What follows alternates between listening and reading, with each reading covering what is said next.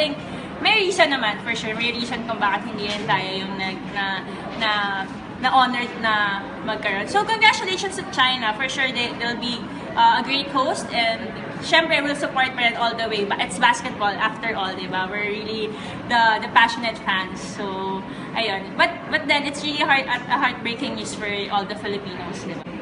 Hindi man natin nakuha ngayon, hindi naman natin masasabi. Hindi pa, matagal pa rin naman talaga eh. Matagal pa.